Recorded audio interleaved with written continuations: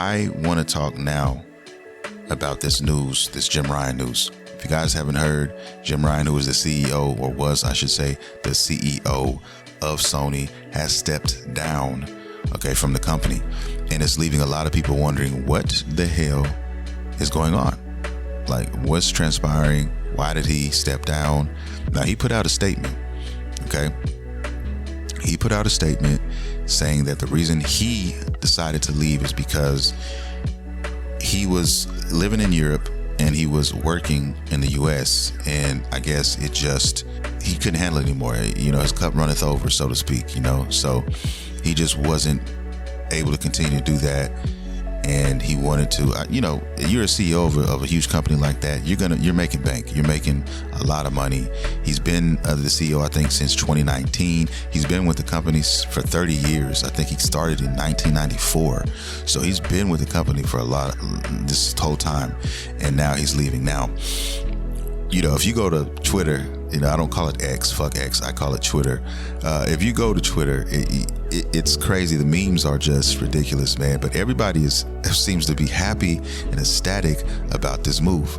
It's like a breath of fresh air. The memes are crazy though. And you can argue that if you've seen what's been going on, especially as of late with Sony and some of the decisions that they've been making, it's pretty good that he's not going to be there. Let's put it like this. Most people are saying that he wasn't a good fit for the company for the simple fact, as CEO especially, for the simple fact that he's more of a corporate guy, And if you know what that means, then you know. But if you don't and you're listening to the show, let me kind of break it down a little bit for you. I've talked about this on many occasions, guys. When you're on the corporate side of things, the main thing you think about is the investors and the money, In other words, the player is the last thing on the list. It's the last thing you're thinking about. And when you're talking about a video game company, especially one like Sony, that is the wrong way to look at things, in my humble opinion. You should not look at it that way. And the reason why, believe it or not, Sony has had a lot of success in recent years is because of the fact that they have put gamers first, Is the fact that they listen to us and they create games like that. Now, Sony has a DNA that makes them who they are, Especially when you compare them to a Microsoft or a Nintendo, and Nintendo has its own identity as well. So does Microsoft. Microsoft more tends to the casual player, and they are pushing the Game Pass, which is phenomenal in my opinion, depending on what type of gamer you are and what you're looking for, right? And Sony is there to, in my opinion, cater to the gamer for the most part.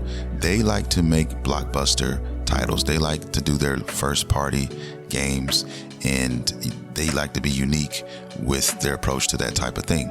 And that's what I love about Sony. Plus, they're a Japanese company, and I'm into the Japanese culture, and a lot of games that they make and create over there that we used to never get here in the States, in the West, now we're getting. And that's one of the things I love about Sony. We always ended up getting a few of those over here, just because, they want to try stuff out and things of that nature. But they're leaning more towards that now, sharing more with us on that end, on that side, and I appreciate that wholeheartedly, And that's what I love about Sony. If you remember back in, if you remember somewhere back in 2022, I think April 2022, they were trying to do something new.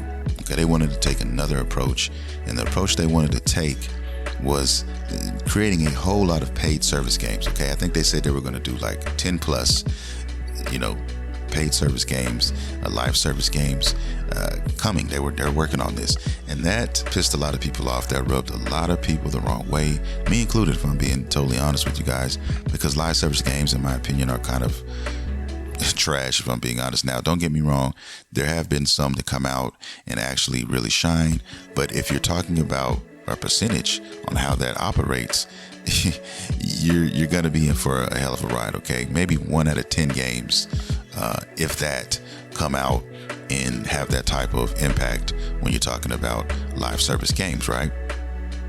And Sony's talking about doing more than 10. So that tells us that somebody up in the higher ups, somebody in the suit and tie division up there who is pulling out warm butter, who is rolling up scrolls, pouring smoking Indo and filling their sake glasses all the way to the brim.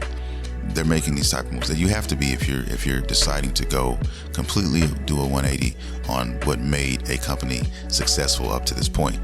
It doesn't make any fucking sense to me, and that's what these guys are trying to do. So a lot of people are praising, the step down from Jim Ryan and hoping that whoever else steps in will keep it how it is. Okay, if it ain't broke, don't fix it.